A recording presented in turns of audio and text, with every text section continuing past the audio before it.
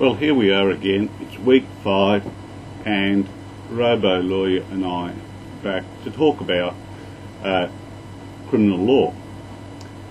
Now, I don't know why we make these videos, Robo Lawyer. I don't know how many people actually watch them. I think we might be wasting our time. Yes, I know you look good, but there's more to do than that.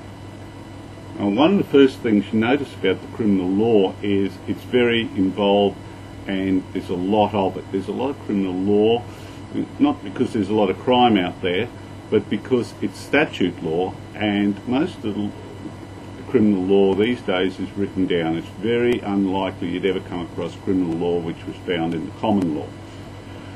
The study guide gives you a number of locations where you can find the criminal law on the internet. We talk about a number of important concepts, and the first one is sort of what is a crime. Well, basically a crime is any behaviour which the law says is a crime, and it's characterised by the state undertaking the legal action against the accused person.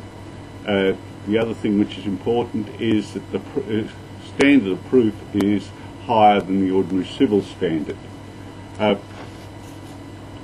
We also look at the idea of the penalties which can be imposed when crime's been committed, and one of the key ideas there is this idea of mandatory sentencing, and that's where the courts will have no discretion as to the sentence they have to impose.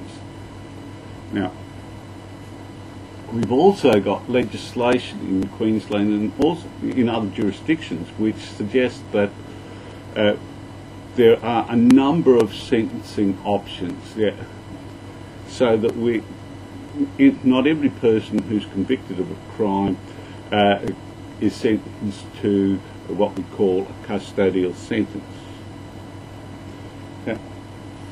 Now,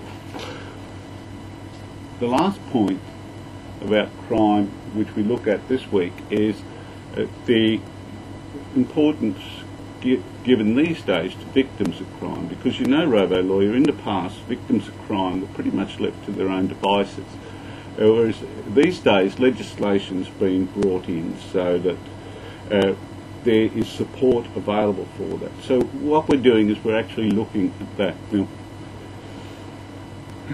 what's that, Robo Lawyer? You want to know what offences do we have to learn about? Well, really, you don't have to remember any particular offences, because if you need to work out an offence, you simply go and look it up in the appropriate legislation.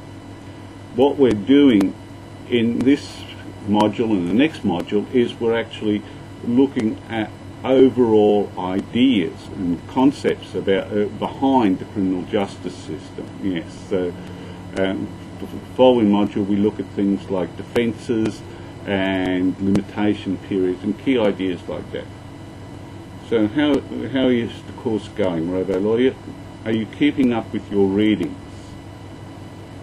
Well, if you haven't read all the stuff in Carvin's Understanding the Australian Legal System, well, I hope you do.